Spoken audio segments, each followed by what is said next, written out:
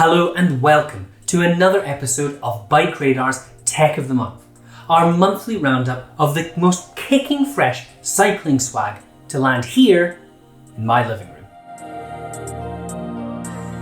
This month we have a pressure washer from Bosch, Suntour's new budget gravel forks, Adidas's road shoes, its first road shoe in over 15 years, Hunt's cheapest road rim brake wheel set, and finally, some fancy water bottles from Elite.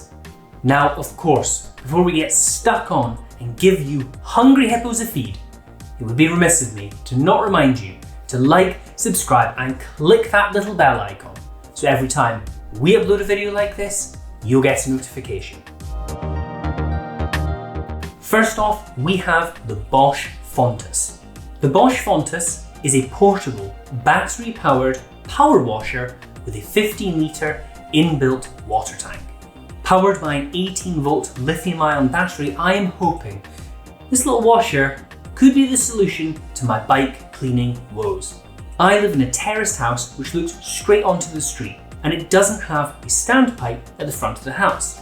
Running a hose through the house is a complete nightmare, and at the end of a long and grimy ride, the last thing I want to do is go into the house, covered in mud, set up a hose, and wheel it out to the front. After one particularly grim ride this winter, I resolved to work out a better solution. Enter the Bosch Fontus. Now, there are a number of different washers on the market which perform similar functions to the Fontus.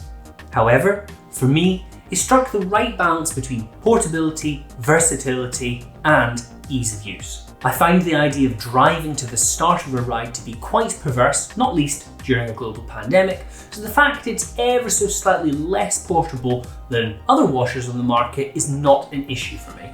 With that said, packed down with the handle away and the hose off is more than small enough to fit in the boot of even the weeest of cars. Setup is very straightforward. The hose is attached to the gun and the washer itself with a kind of quarter-turn locking mechanism.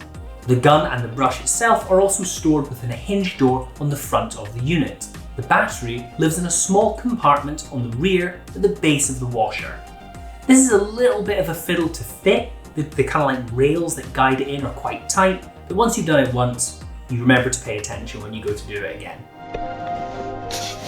Bosch claims that the Fontus scooshes out 15 bars of pressure. It's more than strong enough to lift kind of gooey, grimy, mossy growths from the patio out the back of our house.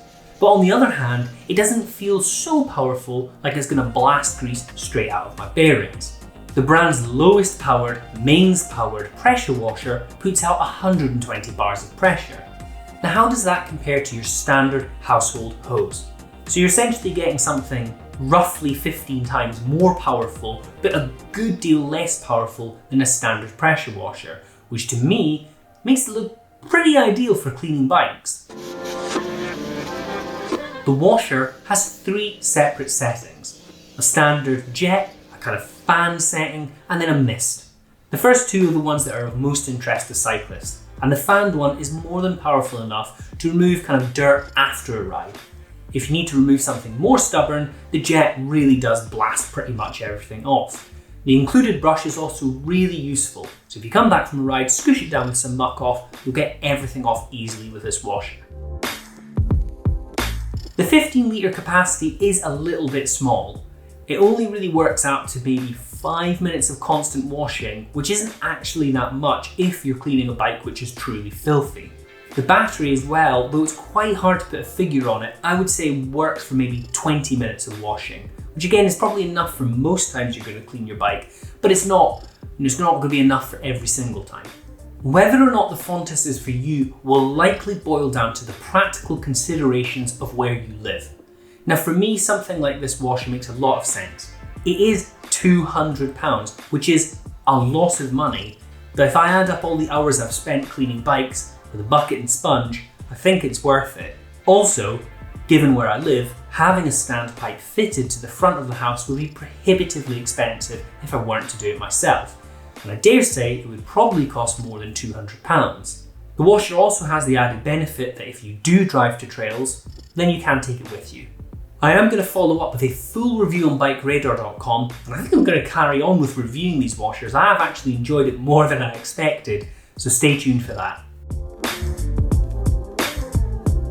Next, we have something far less expensive, but one that has delighted me equally as much. I have got so bored of drinking from dirty wash bottles this winter.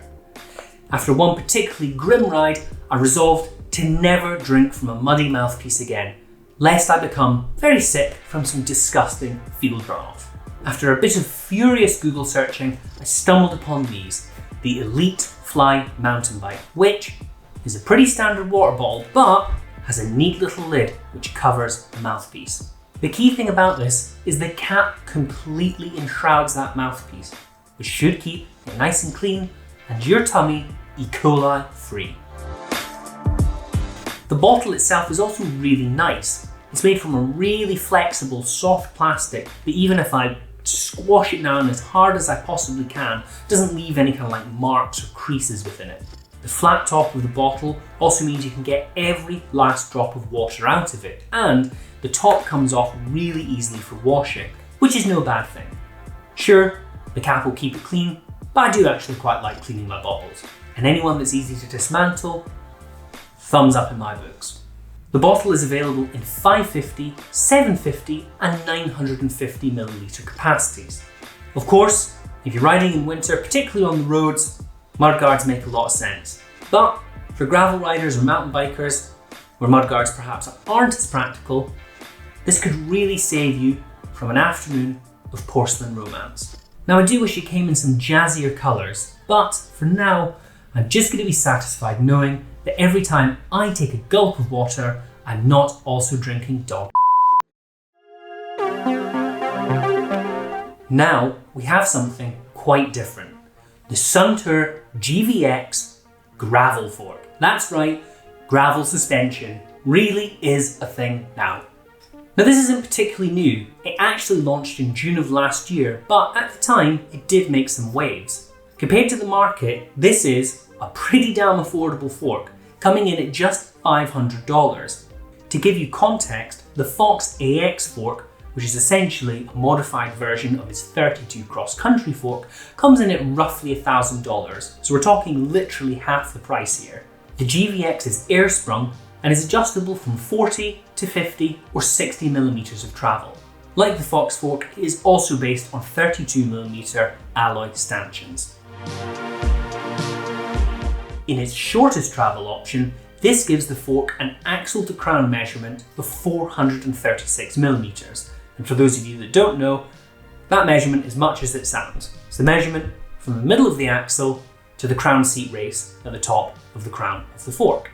The Arcade Aero has an axle to crown measurement of 395 millimeters. Looking at the gnarlier end of the gravel spectrum, something like the Focus Atlas, which I tested earlier this month, has an axle to crown measurement of 420 millimeters. All of this is to say that no matter what bike you fit this fork to, it will almost certainly mess up the geometry of the bike. Now, there is of course going to be a bit of sag, even with a 40 millimeter travel fork, but 435-ish millimeters is a great deal more than 395. I can almost guarantee that nearly all gravel bikes on the market will also not be rated to be used with a suspension fork, which will almost certainly void your warranty. Now there are exceptions, something like a Salsa Warbird, if I remember correctly, that is rated to be used with a suspension fork. But if you're interested in giving any suspension fork a try on your gravel bike, make sure you check your warranty first. The fork is rated to be used with a 45mm wide tyre with 700C wheels or a 50mm tyre with 650B wheels. There's a manual lockout on the crown of the fork, and it's based around either, and you do have the choice, a 12 or a 15mm through axle, and it uses the flat mount brake standard. It also, much to my delight, includes mudguard mounts. So if you want to go full comfort touring mode, this is the one for you. If you prefer to channel your inner enduro rider, this fork also has an integrated crown mudguard, and that comes with the fork as well. Now, the GVX and, to be honest, all other gravel suspension forks are a bit of an odd proposition. Because they are so much longer than a typical fork, and because manufacturers aren't testing their bikes to be used with gravel forks, the likelihood is that this will void a warranty.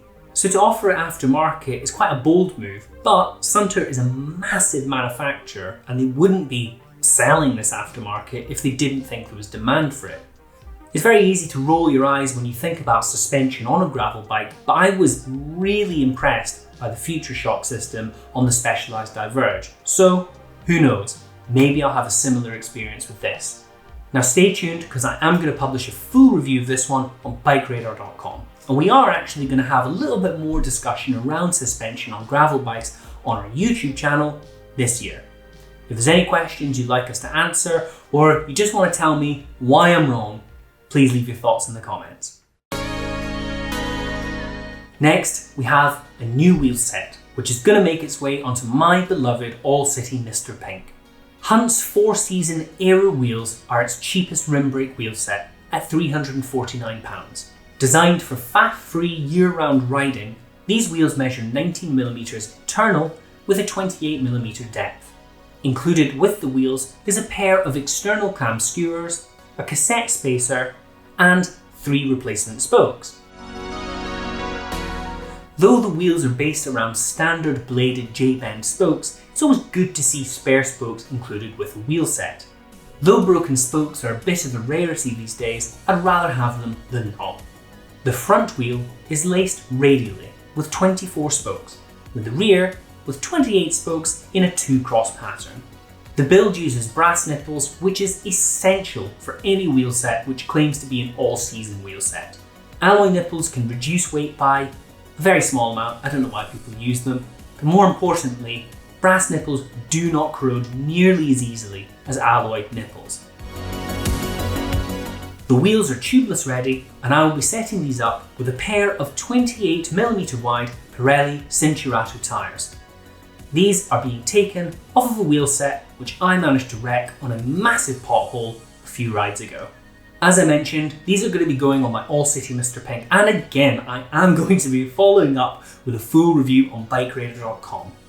We are also running a test of sub £1,000 disc brake wheels, and that's going to be published later in 2021, so stay tuned for that one.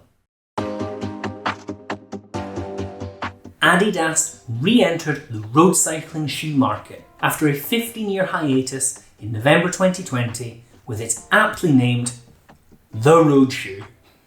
Available in this black finish or a pearlescent white finish, the mid-range shoes are designed, in Adidas's words, for the young and burgeoning generation of cyclists.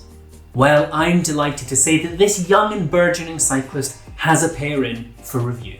The upper of the shoe is made from prime green, which is Adidas's recycled, tightly woven, seamless fabric, which has a really nice matte finish. The tongue of the shoe extends all the way down to the footbed and is made of a kind of soft, almost neoprene-y soft shell-like material. There is also a kind of foamy feeling layer around the heel cup, which gives the shoes a really luxurious and quite comfortable feel when they're worn. I wear a size 42.5 shoe for nearly all shoes that I test. However, given that I'm testing these in winter, I have sized up to a 43, which gives me just a little bit more room for thick woolly socks. And it also accommodates a gross little bony prominence I have on the outside of my right foot. Each shoe weighs 290 grams on the nose, which is pretty standard for a shoe of this type. During the classic give them a bend in your hands test, there is a little bit of give in the polymer reinforced fiberglass sole. How much this really adds up to in the real world is debatable, and I'm sure I won't even think about it when I'm actually riding with them. I was a little bit disappointed to see that the heel and toe blocks are not replaceable. These are molded into the sole, but that's again not that unusual for shoes of this price. Frustrating, yes. Typical, also sadly yes. All else aside, I think the shoes look pretty cool. They've got a kind of spicy roadman aesthetic, which I'm hoping to channel fully in 2021. And at first glance, they kind of look like the brand's World Cup football boots, which is no bad thing in my eyes. The shoes are available exclusively through Adidas and will set you back £130 or €150. Thus concludes this month's scintillating episode of Tech of the Month. I hope you enjoyed the products I talked about and hope you enjoyed my big jazzy 1970s shirt. Everybody loved to comment about my fleece in the last video I did, so I'm just going to wear progressively weirder and weirder things as this goes on. As always, before we wrap up, don't forget to like and subscribe. And if you have any questions at all about the products we talked about today, please leave those in the comments. And if there's anything you'd like us to talk about in a future episode, please let us know as well. Thanks again for watching. Stay safe out there, wear your masks, and we'll all be through this soon. Thank you very much.